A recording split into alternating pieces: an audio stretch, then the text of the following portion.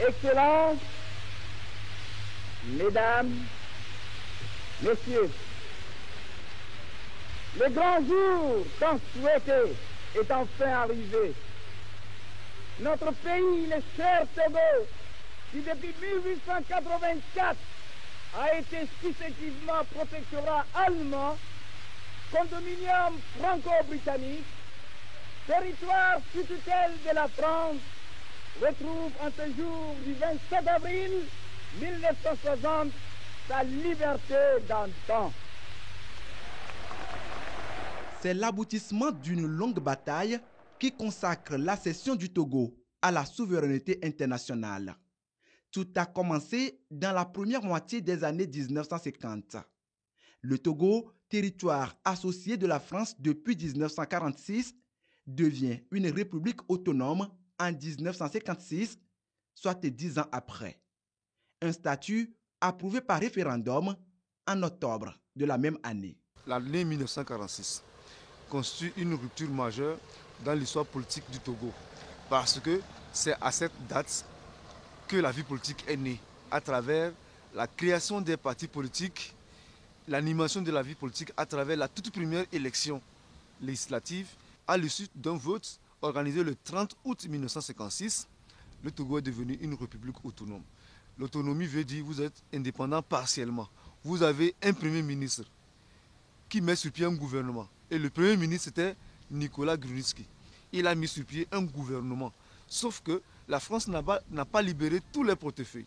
Il y avait le ministère des Affaires étrangères, il y avait le ministère de l'économie et des finances, et il y avait également le ministère de la Défense qui était toujours détenu par la France. Les autres portefeuilles étaient aux mains des Togolais. C'est la traduction donc de la République autonome. Cette République autonome qui sera d'ailleurs rejetée par les nationalistes. Pour acquérir sa souveraineté, le Togo devra encore attendre 4 bonnes années. La victoire du Comité d'unité togolaise cuite aux élections du 28 février 1958 a été fondamentale dans la lutte du pays pour son indépendance. La levée de la tutelle en novembre 1958 balise la voie à la proclamation de l'indépendance du Togo le 27 avril 1960. Cette victoire des nationalistes est synonyme de la levée de la tutelle de l'ONU sur le Togo, de la fin de la République autonome, et donc plus rien ne barre l'indépendance. L'indépendance donc est devenue un acquis. Donc le 27 avril 1958, le Togo a eu son indépendance de fait. Mais Sylvanus Olympio ne va pas proclamer l'indépendance le 27 avril 1958. Il va demander aux Togolais de patienter pour que l'indépendance soit proclamée 2 ans jour pour jour le 27 avril 1960. Pourquoi? Selon lui, il ne s'agit pas de proclamer l'indépendance pour proclamer l'indépendance. Il faut proclamer l'indépendance en ayant un minimum de structures capables de gérer un État indépendant. Ce minimum-là, c'est quoi?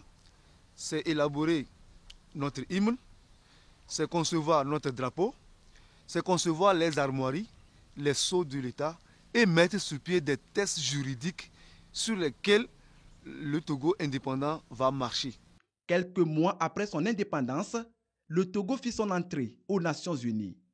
C'était le 20 septembre 1960.